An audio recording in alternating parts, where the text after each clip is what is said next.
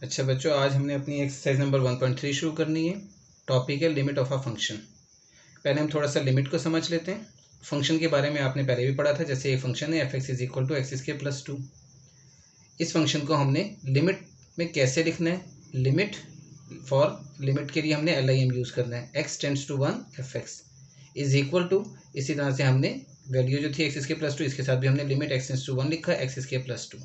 ये लिखने के बाद हमने सिंपल कहना है अप्लाइंग द लिमिट, यानी हम लिमिट अप्लाई करने लगे हैं। वो क्या करेंगे, हम लिमिट अप्लाई कैसे करेंगे। x टेंड्स टू 1, x की जगह आपने 1 यहाँ पे पुट कर देना है, यानी 1² + 2 विच इज़ इक्वल टू 3। ये आपका आंसर आ गया limit x tends to 1 f(x) का। ऐसे ही जैसे कि आप सिंपल f(x) की वैल्यू निकालते थे, जब हम निकालते थे f(x) =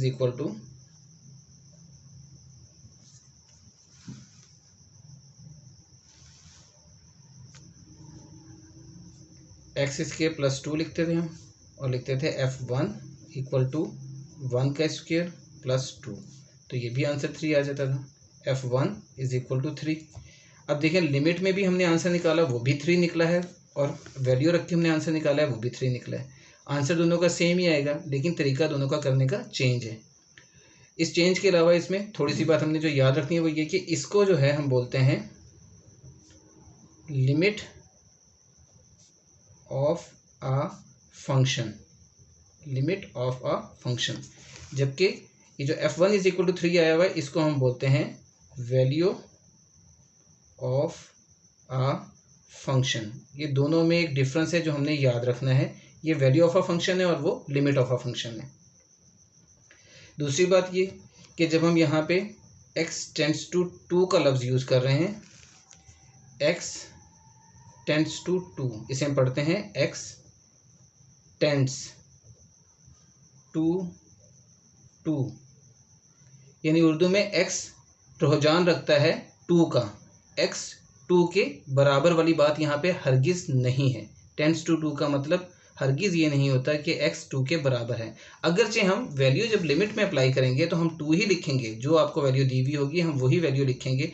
वो आपके पास 2 लिखा हुआ है, 1 लिखा हुआ है, 3 लिखा हुआ है, 4 लिखा हुआ है, हम वही यूज़ करेंगे और उसी को लिखेंगे। लेकिन हमें ये याद रखना है कि ये इक्वल टू 2 या इक्वल टू 1 नहीं होता, ये होता है nearly equal to 2। x tends to 2 का मतलब क्या है, x tends to 2 means x is nearly equal to 2, यानी x 2 के करीब है। x टेंड्स टू 2 का मतलब है x 2 के नियरली इक्वल है। अब नियरली इक्वल मीन कि ये x की वैल्यू जो है ये हो सकती है 2.00001, ऐसे भी हो सकती है, या 0.999 ऐसे करके भी हो सकती है, टेट्रा 9, 5 दफ़ा 9, जितनी मर्जी आप करें। अब आप देखें मैथ में जब हम यूज़ करते हैं तो 2.001 को भी हम 2 ही लिखते हैं और इसको भी हम 2 ही लिखते हैं। इसलिए हमने लिखना तो 2 ही होता है, लेकिन इसका मतलब याद रखना है कि ये नियरली इक्वल टू 2 होता है, नॉट इक्वल टू 2। ये हमें ऑब्जेक्टिव में काम आएगा, ऑब्जेक्टिव के लिए हमें ये बात याद रखनी है। अगरचे मैं आपको बार बार कह रहा हूँ कि वैल्यू जब लिमिट की लिखी होगी तो वो हम वही पुट करेंगे जो दी हुई है उसने। x टेंड्स टू 1 दी हुई है, x टेंड्स टू 2 दी हुई है, 3 दी हुई है, -1 -2 π/2 जो मर्जी दी हुई है वो हम यूज़ कर लेंगे उधर। लेकिन दोनों का एक फ़र्क है जो हमने याद रखना है कि नॉट इक्वल टू 2। जब हम यहाँ बात करते हैं फंक्शन के ऊपर, f(x) = x²+2, f(1) = this, तो इसका मतलब है x की वैल्यू 1 है, x is equal to 1, not nearly equal to 1 but equal to 1।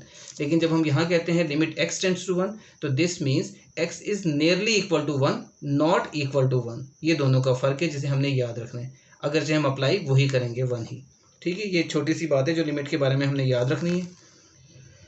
और इसके अलावा जो कोई चीज़ आएगी वो मैं आपको बता दूंगा। इसके अलावा चंद रूल्स हैं लिमिट के जो हमें बहुत इंपॉर्टेंट हैं, जो हमने सिर्फ याद रखने हैं, याद करने हैं क्वेश्चन सॉल्व करने के लिए। ये वो रूल्स हैं, इंपॉर्टेंट थ्योरम्स ऑफ लिमिट्स। पहला रूल है या पहला थ्योरम है, limit x tends to a x⁻n - a⁻n over x - a = n a⁻n - 1।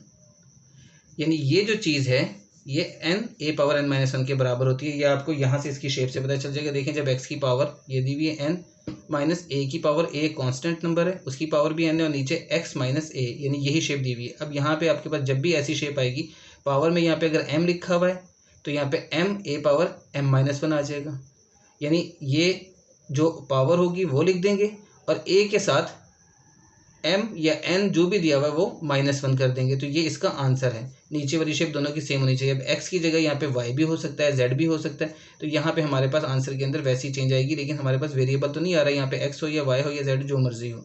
Power का हमने ख्याल रखना है, उसके हिसाब से हमने इसे याद कर लेना है लिमिट को। दूसरा है इंपॉर्टेंट बहुत ज़्यादा, limit theta tends to 0 sine theta over theta is equal to 1। इसको हम कहते हैं सैंडविच थ्योरम। सैंडविच थ्योरम ये हमारा बहुत ज़्यादा अप्लाई होना है, इसे हमने अच्छी तरह से याद रखना है। Limit theta tends to 0 sine theta over theta is equal to 1। अब यहाँ थीटा से मुराद भी यही है कि यहाँ पे थीटा हो सकता है, यहाँ पे फाई हो सकता है, यहाँ पे जेड हो सकता है, एक्स हो सकता है, यानी जो चीज़ यहाँ होगा एंगल वही नीचे लिखा हुआ होगा। ये एंगल की सूरत में है, ये हमारा रेडियन होता है, लेकिन हम इसे पढ़ते वही हैं जो भी दिया हुआ है। Sine theta over theta, sine x over x, sine z over z, sine 2 theta over 2 theta हो, साइन 3 थीटा ओवर 3 थीटा हो, ये दोनों सेम होनी चाहिए। तो हमारे पास आंसर डायरेक्ट 1 आ जाएगा। उसका अप्लाई हमने डायरेक्ट ही वैल्यू करनी है, इसकी कोई वो नहीं है कि आपने वहाँ पे एप्लीकेशन कोई देनी होती है, इसलिए मैं आपसे कह रहा हूँ कि इसको आपने लर्न करना है अच्छी तरह से। ये दूसरा थ्योरम है। तीसरा थ्योरम है limit n tends to infinity 1 + 1 over n की power n which is equal to e। E की एक वैल्यू भी होती है 2 पॉइंट समथिंग, वो आप याद कर लोगे, बुक में भी लिखी हुई है और कैलकुलेटर में भी उसका आंसर निकल आता है। खैर वो हम ई ही लिख देते हैं, उसकी वैल्यू नहीं हम इस्तेमाल करते ज़्यादातर। अब ये आपने कैसे लर्न करना है, लिमिट 1 + 1 ओवर n की पावर n, यहाँ आपने देखना है, यहाँ जो चीज़ लिखी हुई है ये 1 ओवर n है, तो इसका रेसिप्रोकल पावर में होना चाहिए। अगर इसका रेसिप्रोकल पावर में है तो फिर वो इक्वल टू ई के आ जाएगा। 1 ओवर n की जगह यहाँ पे अगर 1 ओवर 2n है तो यहाँ 2n होना चाहिए, 1 ओवर 3n है तो यहाँ 3n होना चाहिए, यहाँ 1 ओवर -2n है तो यहाँ -2n होना चाहिए। जो चीज़ भी यहाँ होगी वही पावर में होनी चाहिए, तो इक्वल टू ई के बराबर होगा, अदरवाइज नहीं होगा। अब इसी की एक डिडक्शन है, वो ये है कि अगर आपके पास लिमिट x टेंड्स टू 0 हो और यहाँ 1 + x हो और यहाँ पावर में इसका रेसिप्रोकल हो, x का रेसिप्रोकल, जैसे यहाँ पे 1 ओवर n था तो इसका रेसिप्रोकल n था, अब यहाँ x है तो यहाँ 1 ओवर x होता है, तो ये भी इक्वल टू ई आएगा। उसके आप रीज़न देख सकते हैं, देखें यहाँ इसलिए लिमिट चेंज की, x टेंड्स टू 0 लिमिट है दी हुई। अब x टेंड्स टू 0 जो लिमिट है वो अगर आप यहाँ अप्लाई करते हैं तो 1 + 0 होता है और ये 1 ओवर 0 हो जाता है, यानी अनडिफाइंड। यहाँ आप इन्फिनिटी अप्लाई करते हैं तो ये 1 + 1 ओवर इन्फिनिटी जो कि 0 के इक्वल होता है, और ये पावर आपकी इन्फिनिटी में आ गई, यानी वही चीज़ आ रही है 1 + 0 और पावर इन्फिनिटी। यहाँ भी आप देखें तो वही आएगा 1 + 0 और पावर इन्फिनिटी। अप्लाई नहीं हमने करनी है, मैं आपको सिर्फ समझा रहा हूँ कि इसका मतलब क्या है कि आपके पास जब ये शेप, आपके पास ये भी आ सकता है 1 + n पावर 1 ओवर n, तो यहाँ n टेंड्स टू 0 होना चाहिए, तो फिर आपका आंसर ई के बराबर आएगा। तो ये चीज़ हमने दोनों याद रखने, लॉ इंपॉर्टेंट है ये भी। इसके अलावा एक लॉ ये है, limit x tends to 0 e power x -1 over x which is equal to 1। इसकी एप्लीकेशन कोई ख़ास ऐसी शायद नहीं है, वो हम एक्सरसाइज करेंगे तो पता चल जाएगा, लेकिन ये हमें वैसे इसका थ्योरम जो ये हमें याद होना चाहिए, ये भी। और दूसरा है e की जगह जब a आ जाएगा तो a power x -1 over x is equal to होता है log a बेस e के बराबर, क्योंकि ये होता है log e बेस e के बराबर, log e बेस e 1 के इक्वल होता है, इसलिए हम इसको इक्वल टू 1 ही लिखते हैं, जबकि ये होता है log a बेस e के बराबर। तो ये हमारे पास 6 इसके थ्योरम्स हैं जो हमने लर्न कर लेने हैं एक्सरसाइज शुरू करने से पहले। अब हम एक्सरसाइज के ऊपर आ जाते हैं। आपके पास पहला क्वेश्चन है यहाँ पे, evaluate each limit by using theorems of limits. Theorems of limits को अप्लाई करते हुए हमने इसको इवेल्युएट करना है, यानी इसका आंसर निकालना है। पहला क्वेश्चन लिखा हुआ है limit x tends to 3 2x + 4। यहाँ पे हमने डायरेक्ट लिमिट अप्लाई कर देनी है, अप्लाइंग द लिमिट 2 × 3 + 4। देखिए वही चीज़ जो मैंने भी आपको पहले भी बताई है समझाते वक्त कि 2 × 3x की जगह हमने 3 पुट किया, +4 किया, आंसर आ गया 10। सिंपल सा क्वेश्चन, आंसर निकाला, बात खत्म हो गई। आगे सेकंड पार्ट है, सेम इसी तरह से हमने यहाँ भी लिमिट अप्लाई कर देनी है, लिमिट अप्लाई की और उसका आंसर आ गया। थर्ड पार्ट है, थर्ड पार्ट में भी हम आ जाते हैं इसी तरह से, हमने क्वेश्चन में लिखा लिमिट अप्लाई करनी है, बाकी लिमिट अप्लाई करने का। अब इसमें एक चीज़ और भी देख लें जो मैंने थ्योरम पीछे में बताया, लिमिट जब यूँ लिखी हुई है तो इसका मतलब ये होता है कि लिमिट सबके साथ है। क्वेश्चन तो ये लिखा हुआ था, इसका मतलब ये है कि लिमिट को हम अलग अलग वैल्यूज़ के साथ भी लिख सकते हैं। लिमिट दिस ये आ गया, माइनस लिमिट दिस ये आ गया। अगर प्लस होगा तो प्लस में भी उसे अलग अलग लिखा जा सकता है। ये भी एक लिमिट का थ्योरम ही है। उसके बाद में हमने अप्लाइंग द लिमिट कर दिया, सिंपल सा काम, लिमिट अप्लाई कर दी, हमारे पास आंसर आ गया उसका। आगे इसका सेकंड क्वेश्चन है। अब यहाँ पे आके हमने थोड़ा सा चीज़ को समझना है। पहले क्वेश्चन के अंदर तो काम सीधा सीधा से था, आपको क्वेश्चन दिए हुए थे। इसके जो ना आगे वाले पार्ट जितने भी हैं, ये मैंने 5 पार्ट, इसमें तीसरा 5वां पार्ट बताया है, फर्स्ट, थर्ड एंड फिफ्थ। हाँ, बाकी इसके जो पार्ट्स हैं वो सारे इसी तरह से हैं, 6 पार्ट हैं टोटल। वो आपने सिर्फ और सिर्फ लिमिट अप्लाई करनी है और आंसर निकाल लेना, उसमें कोई ऐसा प्रॉब्लम नहीं है। आगे जो सेकंड क्वेश्चन हमारा शुरू हो रहा है वो कहता है evaluate each limit by using algebraic technique. अब यहाँ पे हमारे पास अलजेब्रिक टेक्निक इसलिए कहा जा रहा है कि आपको यहाँ क्वेश्चन आपको ना भी दे, आपको सिर्फ ये कहते हैं इवेल्युएट दिस, तो भी आपको समझ में आ जाएगा कि हमने इसे कैसे करना है, उसकी वजह क्या है। देखें, ये क्वेश्चन दिया हुआ है आपको, लिमिट दी हुई आपको x टेंड्स टू -1। अब अगर मैं इसमें डायरेक्ट लिमिट अप्लाई कर देता हूँ तो यहाँ x की वैल्यू -1 पुट करना पड़ेगी। -1 + 1 0 हो जाएगा। 0 होने से क्या होगा, आपका आंसर अनडिफाइन हो जाएगा। ऊपर कुछ भी आंसर आ रहा हो, लेकिन जब नीचे 0 आ गया तो आपका क्वेश्चन अनडिफाइन हो गया। जब आपकी वैल्यू अनडिफाइन होगी तो आप उसे सॉल्व ही नहीं कर सकते। तो इसलिए इस तरह के जो क्वेश्चन आएंगे, जब आप देखेंगे कि आपके पास ऐसी एक्सप्रेशन आ रही हैं जो कि सॉल्व हो सकती हैं, तो हम पहले उनको सॉल्व करेंगे। सॉल्व करने के बाद जब हमारे पास एंड हो जाएगा बिल्कुल, तो फिर हमने लिमिट अप्लाई करनी है। अब जैसे ये क्वेश्चन में आप देखें, x³ - x लिखा हुआ ऊपर और नीचे x + 1 है। पहले मुझे नज़र आ रहा है मैं यहाँ से x कॉमन ले सकता हूँ, मैंने x कॉमन ले लिया तो x² - 1 बच गया ऊपर और नीचे x + 1 आ गया। अब इसके बाद में आपने x² - 1 a² - b² का फॉर्मूला बनता है अलजेब्रे का, तो आपने उसको लिख दिया a + b a - b की फॉर्म में, ओवर x + 1 आ गया एज इट इज़। ये और ये कैंसिल हो गए, ये लिमिट साथ से चलती आ रही है ऐसी। अब आपके पास जो चीज़ बच गई वो ये आ गई, limit x tends to -1 x × x - 1। अब ना तो ये फर्दर आगे सॉल्व हो सकता है और ना ही हमें उसका प्रॉब्लम होगा जो लिमिट हम अप्लाई कर रहे थे। देखिए यहाँ पे ये चीज़ जो नीचे वाली थी x + 1 जो कि हमें तंग कर रही थी, वो हमारी कैंसिल हो चुकी है, जिसकी वजह से हमारा आंसर अनडिफाइन हो रहा था। तो अब हम यहाँ पे इजीली लिमिट अपनी अप्लाई कर सकते हैं। -1 जब हम लिमिट अप्लाई करेंगे इसके अंदर, तो हमारे पास -1 ये -2 आंसर आ जाएगा इसका। और यहाँ पे लिमिट अप्लाई करेंगे, -1 होगी तो ये टोटल आंसर +2 बन गया। यानी आपने टोटल लिमिट अप्लाई करनी है तो इसका आंसर 2 के बराबर आ जाएगा। ये आपको नज़र आ रहा है, ये फर्स्ट पार्ट है। इसके सारे पार्ट इसी तरह से होने हैं। सब में आपको तकरीबन हर दफ़ा हर क्वेश्चन के अंदर कुछ ना कुछ सॉल्व करना पड़ेगा। जो अलजेब्रिक एक्सप्रेशंस हैं आपकी, अलजेब्रे में आपने जो फार्मूलाज पढ़े हुए हैं, जो भी चीज़ें आपने पढ़ी हुई हैं वो यहाँ अप्लाई करेंगे। मिड टर्म ब्रेक वाली चीज़ भी आ सकती है, ज़्यादातर फार्मूलाज ही आएंगे। अब जैसे ये क्वेश्चन है 3x³ + 4x over x² + x। जब हम इसको सॉल्व करने के लिए बैठते हैं तो हमें नज़र आता है कि यहाँ से x कॉमन है, हम यहाँ से x कॉमन ले लेते हैं, नीचे भी हम देखते हैं x कॉमन है, वो भी x कॉमन ले लेते हैं, तो ये शेप बन जाती है हमारे पास। अब इसके अंदर हमारे पास ये आंसर आ गया। अब आप देखें कि अगर मैं यहाँ पे लिमिट अप्लाई कर दूँ तो अब ये अनडिफाइन नहीं होता, जबकि ये ऊपर अगर मैं लिमिट अप्लाई करता तो ये क्वेश्चन अनडिफाइन हो रहा था। x टेंड्स टू 1 मेरा ख्याल है मैंने ये जो गलती की हुई है इसके अंदर, पता नहीं, मुझे नज़र नहीं आ रहा ये क्वेश्चन। खैर अगर ये अनडिफाइन नहीं भी हो रहा है तो ये सॉल्व हो सकता है, हम सॉल्व कर लेंगे। सॉल्व करके इसकी शायद वैल्यू में कोई चेंज हो, कोई फ़र्क हो, ये मुझे सही पता नहीं, हो सकता है मैंने चेंज वैल्यूज़ गलत लिख दी हूँ।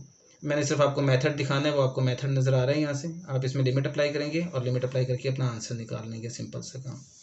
आगे हम थर्ड पार्ट में आते हैं। थर्ड पार्ट है x³ - 8 ओवर x² + x - 6। यहाँ पे x³ - 8 है, इसमें आपने फॉर्मूला बनाया इसको a³ - b³ की शेप। 8 को हम 2 का 3 लिख सकते हैं, वो कर दिया।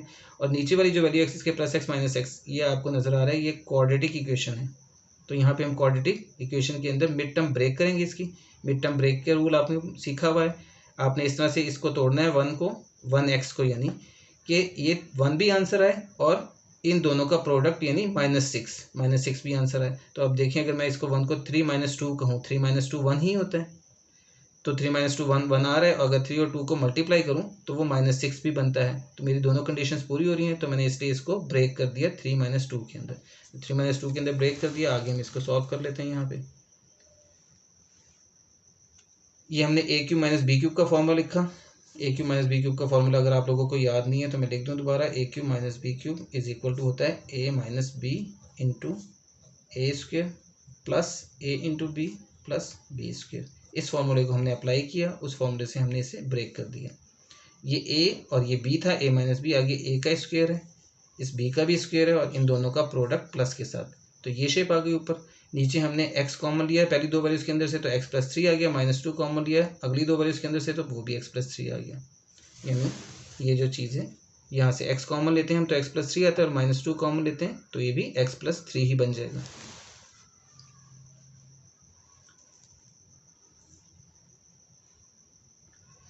अब यहाँ पे हमने करने के बाद x-2 और x-2 हमारे कैंसिल हो गए, इन दोनों को हमने कैंसिल कर दिया। जो बाकी वैल्यू बच गई वो हमारे पास आ गई x² + 2x+4 ओवर x+3। यहाँ पे हम लिमिट अप्लाई कर देंगे और अपना आंसर निकाल लेंगे इजीली। ये लिमिट अप्लाई करके ये आपके पास आंसर आ गया इसका।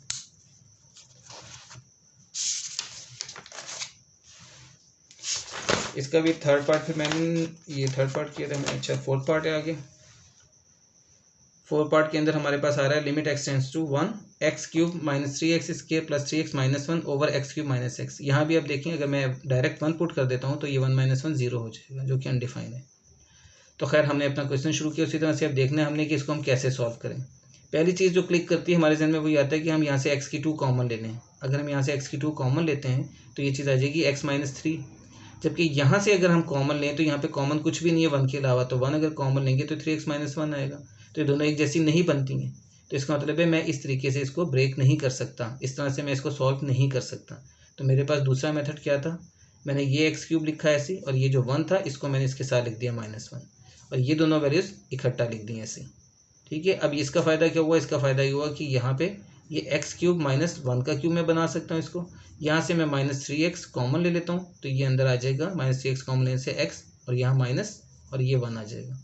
जब माइनस कॉमन लिया तो ये साइन चेंज हो गया आपके पास। ठीक है, नीचे वाली वैल्यूज़ के साथ हमने यहाँ क्या किया था, ऊपर x³ - x था तो उसे हमने पहले x कॉमन लिया, वो x² - 1 बन गया। तो x इंटू x² - 1 था, ये a² - b² की शेप है, तो इसको हमने a + b a - b करके लिख देना है। नीचे आप अगले स्टेप में भी कर सकते हैं, इधर भी कर सकते हैं। अब जो हमारे पास दूसरा काम है इंपॉर्टेंट, वो ये कि ये a³ - b³ का फॉर्मूला बना हुआ था, इसको हमने फॉर्मूला इसका ओपन कर दिया, a - b into a² plus a into b करेंगे, यानी x इंटू 1 तो x आ जाएगा, प्लस 1 का स्क्वायर यानी b का स्क्वायर, तो वो 1 आ जाएगा।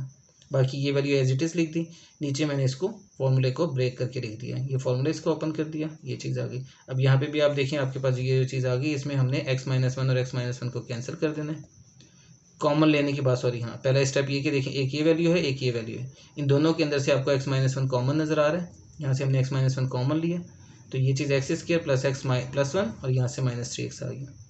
ये करने के बाद हमने इन दोनों को कैंसिल कर दिया।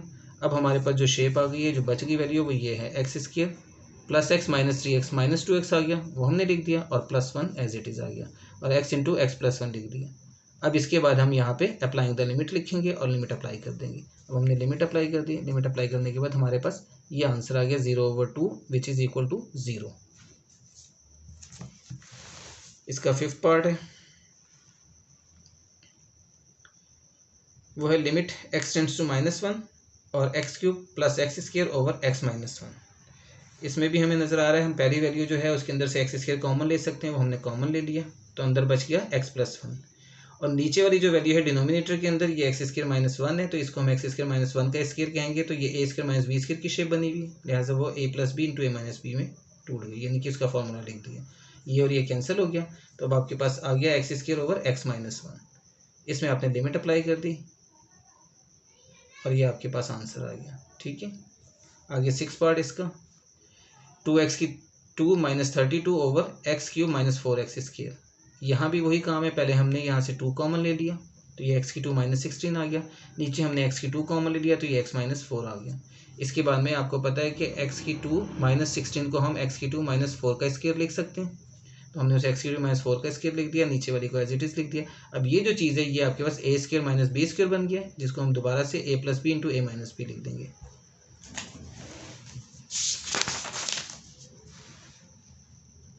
ये हमने उसे फॉर्मूला लिख दिया है, 2 into x - 4 into x + 4 over x² into x - 4, ये दोनों कैंसिल हो गए। 2 इंटू x + 4 ओवर x², ये चीज़ बच गई हमारे पास। अब हम लिमिट अप्लाई कर देंगे, लिमिट अप्लाई करने के बाद ये आपके पास सीधा सीधा 1 आंसर आ गया। आगे इसका 7 पार्ट है, 7 पार्ट लिखा हुआ limit x tends to 2 x _ -2 over x - 2। अब देखिए यहाँ पे मैं लिमिट अगर डायरेक्ट अप्लाई कर दूँ तो 2 - 2 0 हो रहा है, तो अनडिफाइन हो रहा है, तो यानी कि मैं नहीं कर सकता लिमिट अप्लाई यहाँ पे। लेकिन दूसरी सूरत ये भी नज़र आ रही है कि मैं इसको सॉल्व क्या करूँ, मेरे पास सॉल्व करने के लिए कुछ भी नहीं है इसमें। तो हमें ये बात याद रखनी है कि जब वैल्यूज़ अंडर रूट के अंदर होती हैं इस किस्म की कंडीशंस में अंडर रूट में है, ऊपर है या नीचे है, तो इसको हम रैशनलाइज कर सकते हैं। तो हम इससे इजीली रैशनलाइज करते हैं। रैशनलाइज का तरीका जो आप लोगों ने सीखा हुआ होगा ये चीज़ है, इसे मल्टीप्लाई किया हमने इस वैल्यू से जो अंडर रूट वाली है, चाहे नीचे लिखी होती या ऊपर, हम दोनों सूरतों में रैशनलाइज कर सकते हैं। इधर लिखी हुई है x under root minus under root 2, तो इसको हमने मल्टीप्लाई कर देना है x under root plus under root 2 और उसी से हमने डिवाइड भी कर देना है। ये स्टेप हो गया हमारे पास। अब आप देखेंगे ऊपर जो है ये ए माइनस बी इंटू ए प्लस बी की शेप बनेगी हमेशा, क्योंकि दोनों मल्टीप्लाई हो रहे हैं। तो ये आपके पास ए माइनस बी इंटू ए प्लस बी आ गया, जिसका आंसर आया ए की 2 माइनस बी की 2। ये आपके पास फॉर्मूला बन गया इसका। नीचे वाली वैल्यू को हमने एज इट इज़ लिख दिया, दोनों का प्रोडक्ट की सूरत में। ये हमने दोनों को प्रोडक्ट की सूरत में लिख दिया। अब आप ऊपर देखते हैं तो ये आपके पास ए स्क्वायर माइनस बी स्क्वायर जो था, इसका आंसर एक्स अंडर रूट का स्क्वायर एक्स आ गया और 2 अंडर रूट का स्क्वायर 2 आ गया, तो ये एक्स माइनस 2 आया। नीचे भी एक्स माइनस 2 और ये वैल्यू बचेगी, ये दोनों कैंसिल हो गए और ये वैल्यू बच गई आपके पास। तो अब ये आपने लिमिट अप्लाई कर दी इसकी। लिमिट अप्लाई करने के बाद ये आपके पास इसका आंसर आ गया 1/2 under root plus 2 under root. और आपको पता होना चाहिए कि ये कैसे प्लस माइनस करते हैं, मैंने पहले भी आपको बताया हुआ। इसका कोफिशिएंट 1 है और इसका कोफिशिएंट भी 1 है। ये ऐसे ही रूल से प्लस माइनस होता है, जैसे x को प्लस माइनस करते हैं y को, z को। जैसे x प्लस x होता तो 2x आता, y प्लस y 2y आता। क्यों? उसके रीज़न होता है उनके साथ 1 1 होता है कोफिशिएंट, तो इसके साथ भी 1 1 है, तो इसको हमने ऐसे ही ऐड करना है। 1 + 1 2 और 2 अंडर 2 आ गया, तो ये इसका आंसर आ गया। इसको हम इस तरह भी कह सकते हैं, देखें ये चीज़ जो है, अगर आप ऐसे लिखना चाहें तो यूँ भी लिख सकते हैं, सोच अपने समझने के लिए। देखें 2 अंडर दोनों में कॉमन है, जब 2 अंडर मैंने कॉमन ले लिया इन दोनों वैल्यूज़ के अंदर से, तो यहाँ पे मेरे पास 1 बचेगा, यहाँ भी 1 बचेगा। तो अब आप देखेंगे 1 + 1 2 आ गया, तो 2 अंडर 2 हो गई ये चीज़, तो वही हमारे पास आंसर है 2 अंडर 2। ठीक है, इसके बाद इसका 8 पार्ट है, ये भी आपने रैशनलाइज करके करना है। X plus h minus x under root. अब इसको आप देख लें, x plus h minus x under root है, उसको मैंने मल्टीप्लाई और डिवाइड कर दिया x plus h plus x, दोनों के ऊपर अंडर रूट डाल के इस तरह से। ऊपर अगेन ये a माइनस बी और a प्लस बी की शेप है, तो ये a minus b a plus b a square minus b square का फॉर्मूला बन गया। और नीचे वैल्यू आपने एज इट इज़ लिख दी जो थी। उसके बाद में ये आपने स्क्वायर और स्क्वायर रूट कैंसिल कर दिए, तो आपके पास x plus h minus x आ गया ऊपर, और नीचे एज इट इज़ वैल्यू आ गई। इसका फ़ायदा ये हुआ कि ये दोनों कैंसिल हो गए, यहाँ पे एच रह गया। अब ये एच ओवर एच है और x plus h plus x under root है, ये दोनों भी कैंसिल हो गए, तो 1 ओवर ये वैल्यू हमारे पास आ गई। यही हमें चाहिए था, क्योंकि एच हमारे पास, ये मैंने यहाँ पे लिखा हुआ है एक्स टेंड्स टू 0, ये गलत लिखा हुआ है मैंने, इसको एच टेंड्स टू 0 लिखना था अपना। ठीक है, एच टेंड्स टू 0 है ये। अब हम इसमें लिमिट अप्लाई कर देते हैं अपनी।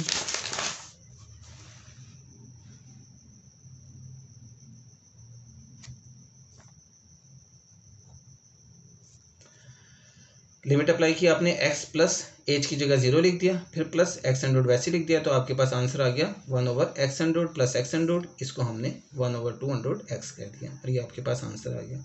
अब इसका लास्ट पार्ट है, limit x tends to 0 x minus x power n minus a power n over x power m minus a power n।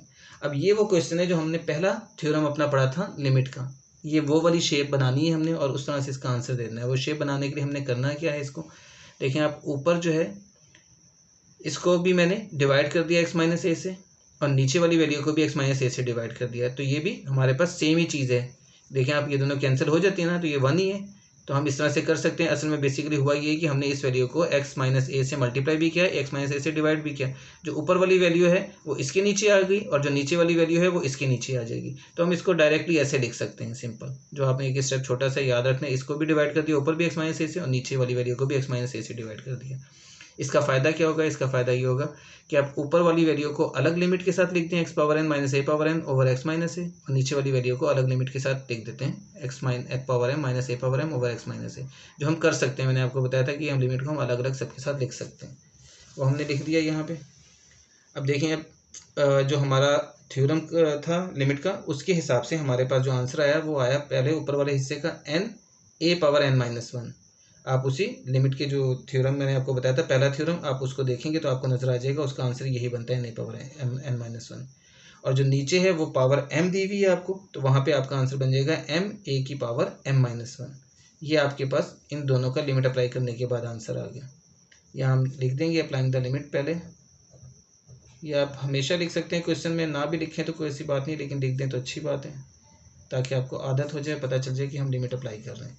ये करने के बाद आपने इन दोनों को सॉल्व कर लेना है, क्योंकि ये ए है, ये भी ए है, तो इनकी पावर्स आपस में सॉल्व हो सकती हैं। दोनों डिवाइड हो रही हैं वैल्यूज, तो डिवाइड हो रही हैं तो पावर सब्ट्रैक्ट होंगी, यानी नीचे वाली पावर जो ऊपर जाके सब्ट्रैक्ट हो जाएगी। ए पावर n-1 वैसे लिखा, ये m ऊपर जाके -m हो गया और -1 ऊपर जाके +1 हो गया, ये और ये कैंसिल हो गया, तो a पावर n-m यानी n/m की पावर n/m a की पावर n-m, ये आपका आंसर आ गया। ये हमारा पहला क्वेश्चन है, दूसरा क्वेश्चन है जो हमारा ख़त्म हो जाता है, और इसके साथ ही मेरा लेक्चर भी ख़त्म हो रहा है। अगर आपको पसंद आया हो ये लेक्चर तो काइंडली मेरे चैनल को लाइक भी कीजिएगा, सब्सक्राइब भी कीजिएगा और शेयर भी कीजिएगा, ताकि मेरी दूसरी वीडियोस भी आपको मिल सकें। अल्लाह हाफिज़।